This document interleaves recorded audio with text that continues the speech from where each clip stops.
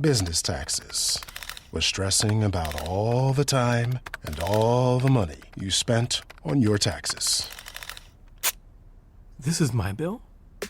Now Business Taxes is a TurboTax small business expert who does your taxes for you and offers year-round advice at no additional cost, so you can keep more money in your business.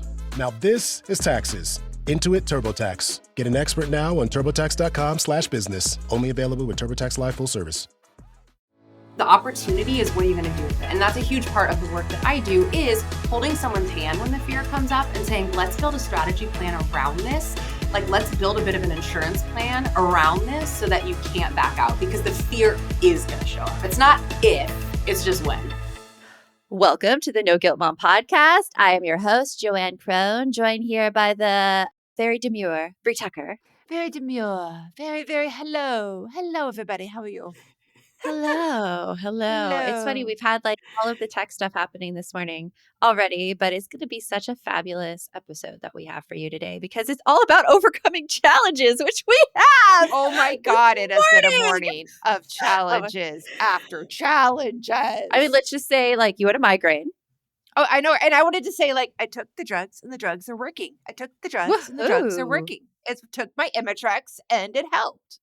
It's always good for the drugs to be working. And then we had all the tech stuff trying to record this episode. And so we all logged off because we're very, very afraid of our recording program, that it'll mess up the recording after you put all this effort into this amazing conversation. And then you look at your recordings, you're like, no, they're missing. Especially when you were the one who is doing the editing. You're like, that's when crap. That's going to be six different sounds that I have to work with.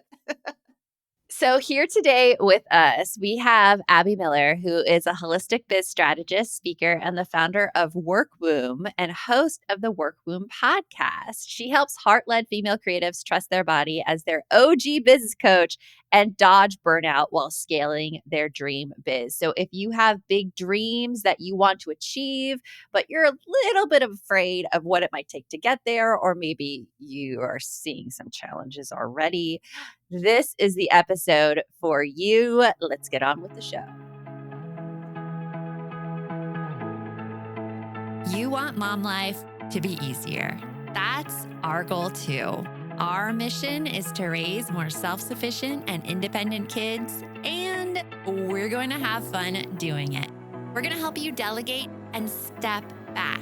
Each episode will tackle strategies for positive discipline, making our kids more responsible and making our lives better in the process. Welcome to the No Guilt Mom podcast.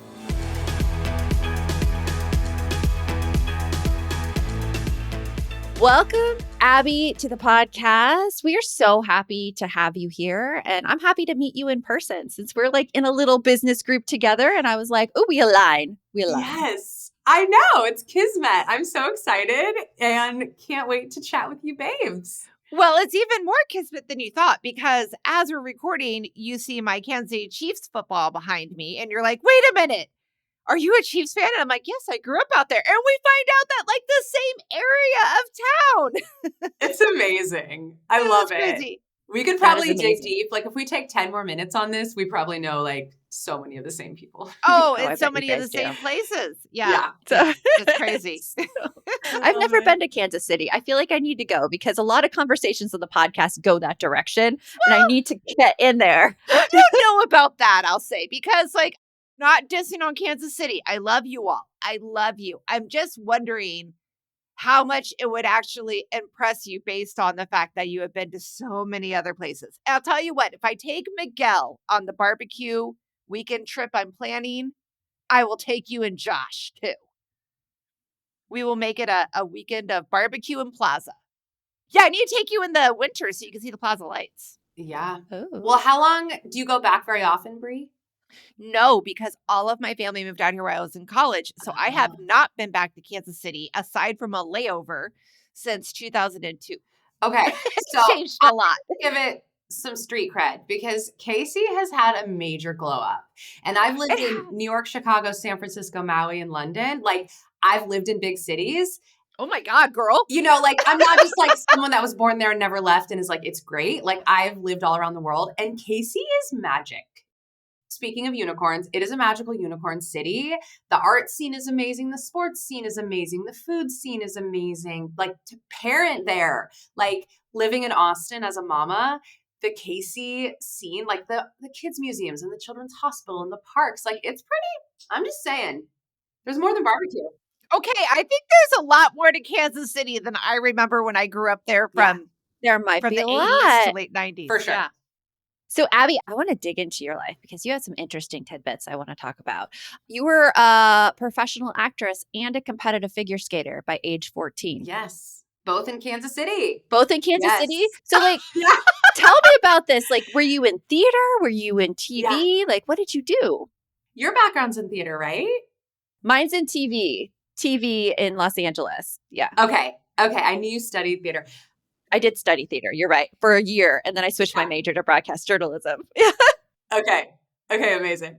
Yeah, I've just always been a mover and performer, fell in love with dance at age 4 and started just taking every class, performing. And then, I'm a loud person. I have a lot to say. And people were like, you should be in musicals because you dance and you like to perform. So just started doing community theater, fell in love with it. Started taking acting classes. Kansas City has a really cool theater there called the Coterie Theater, which is a nationally recognized children's theater. They've won all these awards. It's amazing.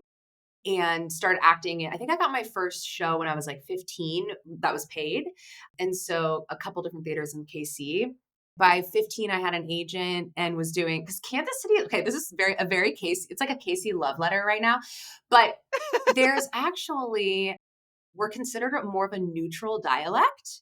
And so there's a really big voiceover and commercial scene there, even more than New York. I mean, not more, but different. Like, yeah, because when I lived in Chicago, I was really surprised about the voiceover scene there because there's like more of a dialect. Mm-hmm. And so Casey gets a lot of kind of high level voiceover work. So anyway, yeah, I started doing commercials and voiceovers and yeah, it was just such a blast. And then so, yeah, you booked your first international Broadway tour, like at 19? Like what show did you do? Yeah. So I moved to New York City when I was 18, or actually I think like 2 months after I turned 19. And because I had been working professionally by that time, like for 5 years, I was just like used to being paid. And my brilliant parents were like I had already applied to all these universities and toured. I was going to go get a degree in musical theater. And they're like, wait, you already have an agent, you already have experience, you have a resume. Why not just go see if you can swim with the big fish? And so I actually just moved to New York and started auditioning. And I mean, it's a wild survival of the fittest, insane world out there. But yeah, I booked a show when I was 19 and did the tour of Greece, the musical. That's fun. Who were you in Greece? Oh my God. Yeah, it was so fun. So on the tour, I was a swing. So I covered for Patty, who's like the obnoxious cheerleader that's like, don't you laugh the first day of school? And they're like, high ponytail. Yes, the blonde, like, yes. Yeah. And then Cha-Cha, who's the dancer. But in the movie, she's like a sexy older, isn't she from like a different school or something? Yeah, but to St. Bernadette. Yes. Oh my God. I love that you know that. I feel so seen. But in the Broadway show, she's a little rough around the edges. She's not supposed to be a babe. She's like very obnoxious, but she's a sick dancer. So it was a very fun part to play when I had the chance to. Yeah. Sweet. Yeah. You have had so many experiences, Abbi. Yeah. You've been all around the world. You had an international adventure business. Like, what is an international adventure business? Yeah. Well, so I think I just caught the travel bug at a young age. So I grew up homeschooling, and there's like a subset of homeschooling called unschooling. Have you guys heard of this term? Okay. Yes, we have heard of unschooling. Okay. Yes. So my parents were of the belief that like, if we're going to be as radical as to take you out of school, let's go do some cool shit. And so, I mean, I was very privileged and I have really cool parents that were like, let's put you in skating lessons. Let's put you in dance lessons. Let's get you out there in the world. So I traveled a lot, just like, road trips as a kiddo. And then just like loved travel. And so I had the tour of Greece, the Broadway show was Southeast Asian tour. So here I am 19 living in Seoul, Korea. I mean, it was wild. And this is like Skype had just been born, it was like, there was no video Skype. You could like kind of call your mom with like a Skype credit, it was just like a different day. Yeah. But yeah, so had that whole season of life. And a buddy of mine, Blake Bowles, approached me about creating international venture company for homeschool teens because he had the same observation, like, wait, these people are out of school. They can travel at like off season when it's less expensive. And also like, if you're not going to go to school, go do some cool stuff, like kind of a similar belief. And so we birthed a company called Unschool Adventures, which still exists to this day. That's so cool. I know, man. Yeah. I mean, it's crazy, you guys, because I was 23 and now looking back, I'm like, people trusted me with their children. Like, yeah, right. It's one thing to be a camp counselor, like in your home state for like 5 days in a campsite. Yeah. It's another thing to be like, hi, I'm going to take your minor to Argentina and we're going to study tango and Spanish for 7 weeks. Like, bye. So. Well, I think that really says something about this imposter syndrome that all of us have. Wow. Because here you were at 23, you had no experience taking kids anywhere. You had a little experience traveling, but you just decided you had this idea and you went to go do it. Yeah. And I think that's something that a lot of us get hung up on. When we have these big ideas, we get in our way so often. We're like, oh, but I don't have this experience. Oh, but I don't have this experience. My whole saying I say to myself so often that I'm trying to rewrite is, oh, I'm not a doctor. I don't have a medical credential. I don't have a therapist credential. All these excuses we put in our way when we have these big things, and you just went for it. Yeah. Totally. I know. And it's like the older you get, the more questions you start to have about your past self. But yeah, again, it was my buddy's idea. He approached me. I love to travel. We had both been really plugged into, like, I as a homeschooler was kind of traveling the circuit as an adult homeschooler, like speaking at conferences and things like this as, someone who had really loved their upbringing. And so we were really tapped into that community and he was like, let's do it. And I think we just truly were like, cool, let's hire a lawyer and get a contract.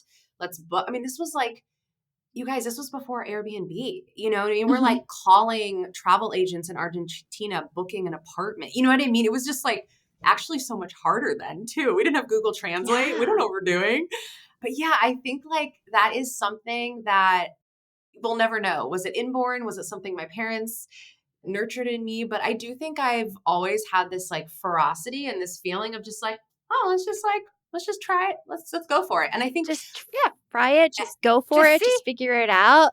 Well, we're going to dig into some of those things and like challenges you've had along the way and also like how things changed when you became a mom. Yes. Right after this. Acura's all-new ADX, a compact SUV that isn't just built for one thing, it's precision-crafted for everything. To escape the grind with available all-wheel drive. To go with your flow with available Google built-in. Hey Google, turn it up. Okay, turning up the volume. And crafted to be heard with an available Bang & Olufsen premium sound system. The all-new Acura ADX, crafted to match your energy. Acura, precision-crafted performance. Take your vibes on go, go, go, go. Google is a trademark of Google LLC. So good, so good, so good. New markdowns up to 70% off are at Nordstrom Rack stores now. Fresh kicks, spring tops, new dresses. There's always a score. I mean, the denim section is unreal. Why do I rack? All the dresses. I always find something amazing. Head to your Nordstrom Rack store to find can't-miss deals on all the spring things. Great brands, great prices. That's why you rack. So right before the break, Abbi, like you told us all these adventures you had and how you just like went for the things that, were on your mind and your ideas. What changed for you that you noticed when you became a mom in regards to pursuing these ideas and big adventures? Or did anything did you change? still take a group of Minors to Argentina for Obviously 7 not. weeks? I mean, Haven't done that since motherhood. My buddy runs the company. I ended up resigning. He bought me out. So he's continued to run the company. That is all his now. But I actually did move on to lead yoga retreats. So I've been doing, my own version of travel. And now I run a somatic biz retreat for entrepreneurs. So my work now is as a holistic biz strategist, as you mentioned earlier. And so I was running that biz for 10 years, maybe, and some change before my kiddo came along. So I have one girl, she's almost 5, and she was born in lockdown. So those are hard. I have a neighbor That's a that hard had one. that, and it just, my heart broke for her. I felt Yeah. isolated because during my first pregnancy, I was hospitalized for like a couple of months. Yeah. I cannot imagine the stress that everybody went through any degree of a pregnancy, let alone labor, delivery, and raising a kid during the lockdown. That was hard. Yeah. That had to be hard to lose so much of your community. Oh, yeah. I mean, it was life-changing. Right? Like my nervous system has been rewired. I'm a new person. I mean, just totally insane. And we had a very emergent birth story, like just unrelated to COVID, but then COVID was just like another layer on it. Yeah. But what I will say is, we're talk about not giving up, back to the question of imposter syndrome. My daughter's fierce and she's here. She made it. She survived. I survived the birth. And what shifted for me, my work as a biz strategist and biz coach has always been coaching, leading masterminds, leading groups of creative women, solopreneurs, artists. And, I could kind of spread myself a bit thin as the maiden, right? Because I'm like, I'll just pull an all-nighter. I'll just, I led lots of retreats and I would just be like, I'll plan the night before. I'll just stay up late, right? And then suddenly you have a tiny person that needs you and has their own rhythm, and it all changed. And I would say for me, going back to work in late 2020 was such an eye-opener. And I had this full intuitive hit. I remember I was nursing my daughter at 3 a.m, and I was just not okay. I was exhausted. I remember just sitting there crying, and I was like, I don't know how I can do this, how I can be a working mama. And it's already the work from home life can be isolating. And then it's you're momming from home, you're working from home. We've just somewhat emerged from a pandemic. What's even happening? And I just had this full intuitive hit of and my brand was always abbimiller.com. That was my brand. It was just self-branded. And I was like, this is not a me, this is a we. And I just knew it. The next day I woke up, I was like, I'm rebranding. This is not the question you asked, but I promise I'm getting there. So this concept of, I was like, what do I do? What is the work that I do? And I was like, it's about helping women feel a sense of togetherness in their work, in their creative practice. And I was thinking of the metaphor. I can't even explain it. It dropped in my mind. It just work womb. As I'm nursing her, I was like, oh, it's like a womb. All you do in a womb is hang out and get nourished and become who you're going to be. That's all you do in a womb, right? And so I was like, oh, this metaphor of a work womb, a sacred, safe space where someone else is nourishing you and you get to receive and become who you are. So that was the metaphor and continues to be the metaphor of work womb. And I will say, so I had that download and I just knew. So it was visually I had the rebrand, but also team-wise, everything changed. Because I was like, this is not a one-woman show. I had a VA here or there, designer here or there, but I had to totally change. I call it your biz family tree, and just ruthlessly hire. And by ruthless, I mean my inner budgeter was ugh. But I just knew. I was like, this is a together kind of thing. I need way more support if I'm going to keep working at the caliber I want to be working. That's a hard. That is such an important point, because I feel like a lot of us feel like we have to do it on our own. And if we can't do it on our own, and if we can't make the situation work, then something is inherently wrong with us. Right? Bree's like me. No, I just we have this conversation all the time between the two of us, right, Joanne? Within our company, me saying oh, I failed at this because it wasn't perfect. And Joanne's like, no, it's fine. And then Joanne will be like, oh, I suck at writing this. And I'm like, no, it's great. You need those people in your life. We definitely need it as parents. We need it as biz owners. There's so many crossovers. You know what I mean? And I feel the thing that I notice the most now being a mama in the mom community and having been an entrepreneur, as my upbringing now, I've always been, acting and at least a freelancer, if you will, kind of, if not self-employed, is it's that question of, does everybody else feel this way? Is there something wrong with me? And I feel like in a lot of ways, that's the gift that I get to give people, is normalizing, like, nope, that's hard. This is hard. Yep. Sometimes Riverside is a butthole and it doesn't work and it's not you. It's just like normalizing it all the time. Yeah. Yes. Yeah. And for all of you listening, Riverside is a recording program. And it's not a butthole. We love it. I use it. Just so you know. Riverside is fantastic, except for when it's not. Like all of us. I mean, yeah.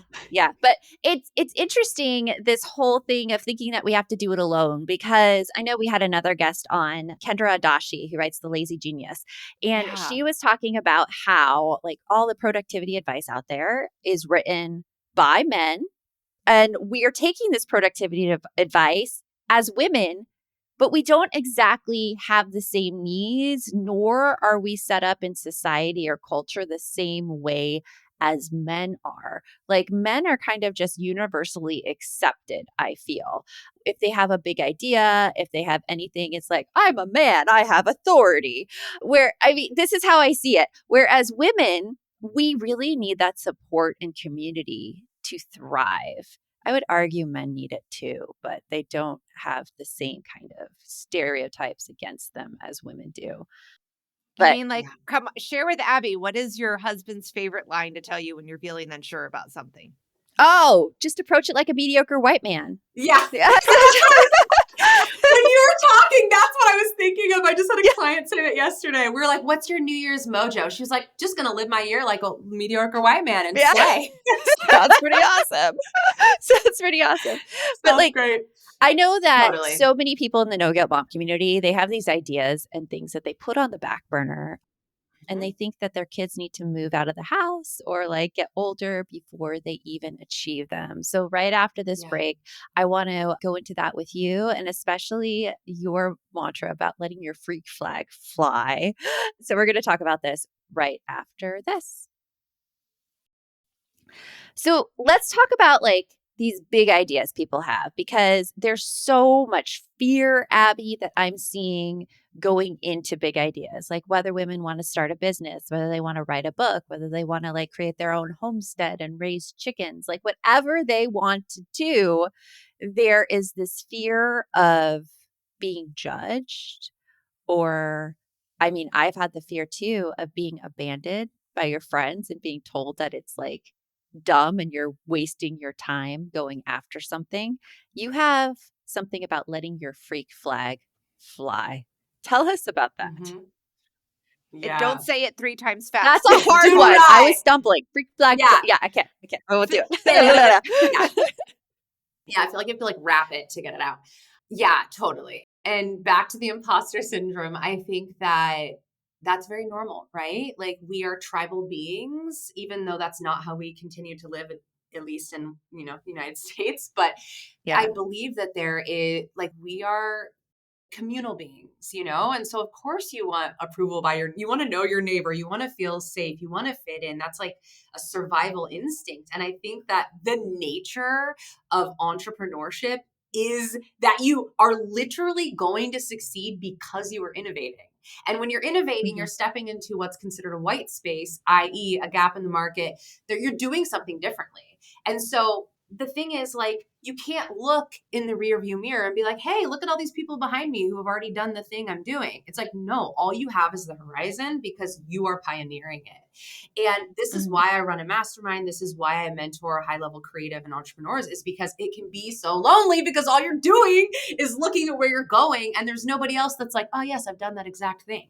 Yeah. And, so I think that like the freak flag piece is like, I think it's born out of self-knowledge, right? It's like knowing, if we're talking about, of course, my work, I spend all day peeking behind the curtain of businesses, right? So like within my context, I'm thinking of it as owning a biz and that kind of angle. And it's like, I think, again, normalizing the fear. And then we just have to stop and tell our cute little reptilian brain, okay, you're just trying to survive. Yeah. You're cool. You actually are going to survive, even if you homestead, or even if you launch a new podcast, or even if you make this choice. And so the discomfort is actually my body telling me that I'm honoring my truth. Mm. Because when we go along with what everyone else tells us, that's easy because there's a formula for that. There's a very well-paved road for that. But when you're like, I think I'm going to do this thing, but I'm going to do it this way, that's weird. That is a sign that you're innovating. And like, I think of Dana Flynn, who's like one of my mentors. I love her. She is a yoga teacher. She owned a yoga studio in New York City, New Orleans, and San Francisco. They were all open for, 20, 25 years. They all closed during COVID. I know yoga studios, man, during that pandemic, RIP. Yeah. But she's amazing, definitely like a celebrity in the yoga world. And what I love, I'll share her story because I feel like it's relevant. She was an MTV VJ and very successful. Wait, in like what's her name again? So this is like in the 80s. Dana Trixie Flynn. She might have gone by Trixie. Well, you have to Google it. But she was an MTV VJ. She was a Wall Street stockbroker, turned MTV VJ. Yeah. Seems like everybody has those stories who are like MTV VJs right? or like Peloton instructors. I worked in finance and now I'm teaching Peloton. Right? Yes. the normal pipeline. Wall Street, DJ, yogi, right? Yeah, exactly. But she's so inspiring because she ended up becoming an addict. I don't know if it was just cocaine or alcohol or many other things, but just in that music world. And part of her sobriety was finding yoga and ended up moving to India, studying yoga for years and years. And then finally, when she came back to New York, she like had this craft and this practice that she was in love with. But then she was seeing, yoga was still kind of new in the West, but it was like the studios were just white and quiet. And she's like, this is not how I want to do yoga. And you guys, when I found her yoga studio, it's like neon covered with glitter. You walk in and like Missy Elliott is blaring. That's awesome. Nobody was doing that in the 90s. Nobody was doing that. Yoga was like serious, Yeah. And I just think of her as such an outlier and such an innovator. And I like love her story because I think we can all think about like, no, you can't do that. Yoga's boring. Yoga's quiet. Whatever the belief we have had around it, Whatever stereotypical yoga thoughts you have, they can be broken. And it was like the fact that she mixed Missy Elliott, yoga, neon colors, and glitter, and with her co-founder Jasmine Tarkeshi, they became like massive successes. And we know that in every, think about any artist you love, any musical artist. It's like, so I feel like I probably answered the question, but it's like honoring that feeling, that fear is never going to go away. Mm-hmm. And so I actually like to just directly name it, whether you're like talking to yourself or you're talking to your biz coach, like, oh, there's the fear again. And they're going to be like, that's cute. Okay, what are we going to do with it now? It's true. Like there is that fear whenever you put out something. And usually like I used to have that fear as well. Like I was a teacher before I started No Guilt Mom. Before that, I worked in the entertainment business. And what I found is that usually when you put out something new, there are more people there who are cheering you on and supporting you than are trying to knock you down. And it's a really scary thing to put something out there at first because you don't realize that's going to happen. And you also don't realize, I don't know if this has been your experience too, Abbi, but like the people who knock you down, you look at them and you're like, sorry, lives. Like, why are they even taking the time to say this to me? Like, I wouldn't take the time to knock somebody else down online. Like, obviously there's something going on with them. My gosh. The troll, and I haven't ever had like real big trolls, knock on wood. The times I have had pretty overt criticism, like on social. Yeah. It's someone that like, I'm not even going to like say where they work because I don't want to, dog them, but it's like, there's no entrepreneurial bone in their body. Like, it's not like they have a side hustle, nothing. And it's like, okay, one of my favorite quotes in the whole world, it's Dr. Seuss. Those who mind don't matter, and those who matter don't mind. Yes. And it's kind of like a Brene Brown quote, or she's quoting, the like Daring Greatly, where she talks about, if you're not in the stadium with me, I don't like, if you're not bleeding and sweating and in the stadium with me, I actually don't care what your opinion is. And I think that's it, and it's tricky on like in this day and age with the internet. But I think anytime we are, whether it's, I think it's harder when it's our own self thinking that. If it's a troll, you can delete it and be like, goodbye. But it's when your own self is starting to turn inward and have that judgment that I think is the tricky part. That is the tricky part. If it's your self-talk that's talking about that. Because like also with trolls though, and trolls are just like anybody online who says something negative to you. It's also an energy choice, I feel, because either you can fight back the troll, but that takes so much of your energy that you could like give to something else. Or it even like every time I've tried to react to somebody to help them see my way of things, I'm always drained, always drained. So you said something to me the other day. I was upset about something that came across our table, and you were like, I refuse to allow them to steal my joy. yes, And I was like, you know what?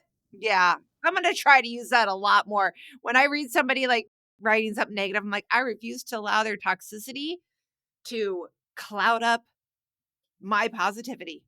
I love that so much. And I just think golden rule, what would it take for me to post an overtly critical and negative comment on someone I don't, I mean, on anyone, but on someone I don't know's Instagram? It would not even cross my mind. I would be like, unfollow. If what you're creating is triggering me or like not cool, I would I've never in my life been like, well, you know, so it's like, this person is suffering. This hurt people hurt people. Yeah. And whoever's posting that is, on their They're own mad journey. about something. Sure are. Yes. So we've talked about like so many challenges people are facing with taking their big idea and actually having action on it, from like the worry about what other people will say to worrying like the next steps about what they may be, or even if they feel unqualified for the role. What do you want to leave them with, Abbi? These women out there listening in podcast land who have dreams of like writing a book or doing something big, but are just like afraid. Like, what can you leave them with? You feel the fear and do it anyway. So I have a legit shark phobia. Like literally when I was a kid, I wouldn't get in a swimming pool because I thought a shark could get in. And I remember when I was in Australia with my adventure company everybody wanted to go surfing. And I had never gotten in the water below my waist because shark phobia. Yeah. And I was like, you're never going to be on the freaking Gold Coast of Australia again. Or maybe not, who knows? But like, girl, this is your time. And we hired a surf instructor. And I was like, I'm never going to not be afraid of sharks. And I just told everyone in the group, hey guys, I'm like freakishly afraid. Like it's a phobia. Like I'm like incoherently afraid of sharks. I'm going to scream the entire time we're in the water. Just ignore me. Like, let me do my thing. But like, just so you know, I'm going to look like a crazy person. And they're all like, okay. And so I'm on the board, I'm paddling and I'm just like, I'm not going to scream in the mic, but I'm like, and I'm just paddling and freaking out and I'm losing my mind. I'm like, I'm going to die. I'm about to die. And you guys, I fell in love with surfing. I was like, this is the most fun. But guess what? Every second in the water, I was like, I love this. Our shark is going to eat me. I love this. I'm about to die. It never went away. Are you still? What's that? Are you still like super stressed terrified. anytime you go surfing? Oh, you guys, I just led a retreat in Mexico. I went to like my belly button in the water. What is my mind thinking the entire time? A shark is going to eat you. It's not a rational thing. Yeah. It's some coding in my body. I don't even understand. My daughter has the exact same thing. That's why I'm smiling. Like she wouldn't even get in the bathtub for a little while. And I just say like, if we wait for the fear to go away, we miss our life. And that is what I want to say. Mic drop to that. It's just normalizing the fear and saying, okay, the fear is going to show up. The opportunity is, what are you going to do with it? And that's a huge part of the work that I do, is holding someone's hand when the fear comes up and saying, let's build a strategy plan around this. Like, let's build a bit of an insurance plan around this so that you can't back out, because the fear is going to show up. It's not if, it's just when. Yes. Yes. Yes. That is like what I live my life by as well. If I feel like I'm going to throw up, I'm going in the right direction. That's actually my mantra. Like, I'm like, I feel a little, we're going. Man. That's the way. Oh, I'm like, okay, so like the two of you are besties and I'm the one that's just kind of getting dragged behind. So Bree, you have like really opened up to all new experiences lately. I open up, because you're dragging me behind. Joanne's like, we're going to do this together. And I'm like, okay. It's been good. It's all been good. So Abbi, what are you excited about that's coming up in your life right now? Yeah. Oh my gosh. So many things. I mean, through my work, I run the most incredible mastermind of creatives, artists, solopreneurs, freelancers, and we meet every single week. And the devotion here is really like stepping out of the work from home, like especially work from home mama isolation, and letting your work be fun, letting it be seen. And kind of like we were talking with our tech issues at the start of the episode, it's like, jumping out of the DIY trap, the do-it-yourself trap. Because if you want to streamline and scale your biz, it's a people problem. It's a people opportunity, right? It's like who, not how. Like, who can you bring in? How can you get support? We've all heard the term. It's like your network is your net worth. And so I love. It's called the Elevated Circle.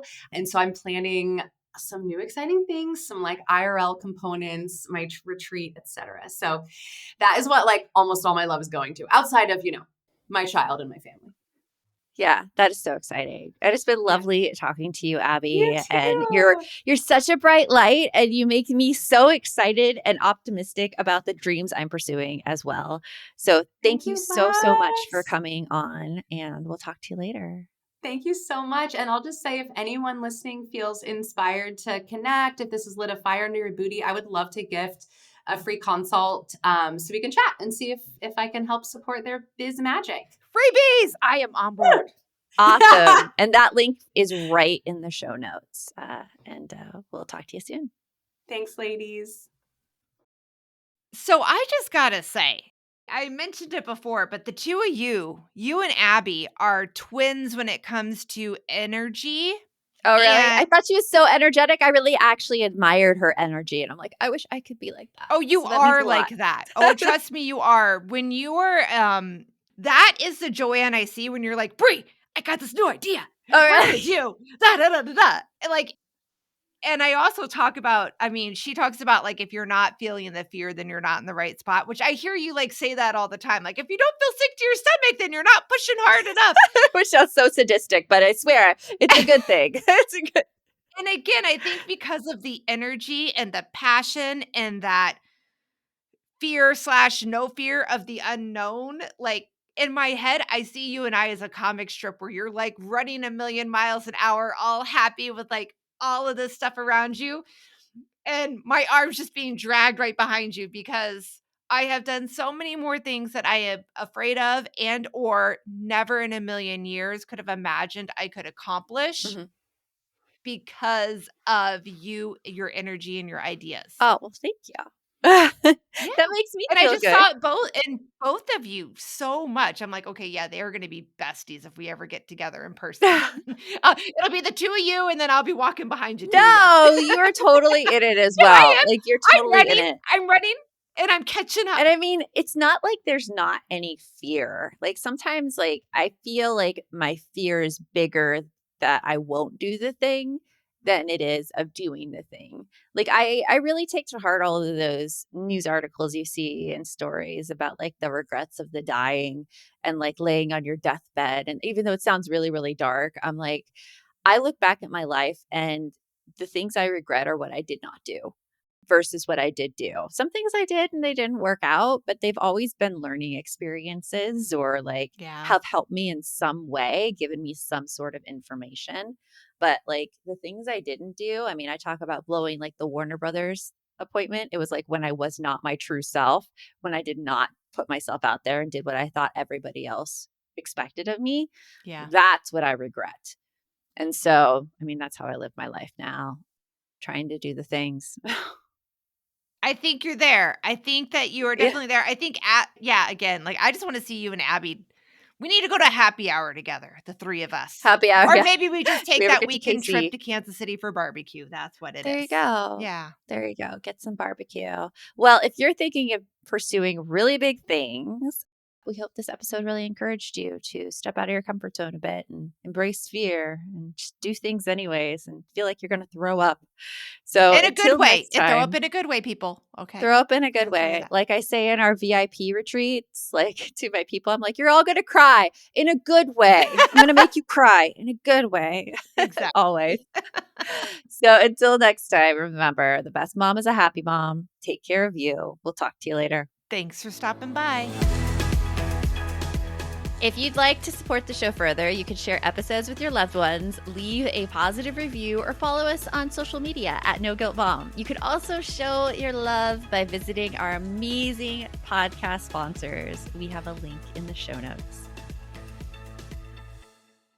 Well, I'll be a hitchhiker in an Easter Bunny costume. Hop in. Where are you headed? BJ's Wholesale Club to do my Easter shopping. I have so many baskets to fill. That costume is so lifelike. There's not even a zipper. Oh, there's BJ's. I can hop out here.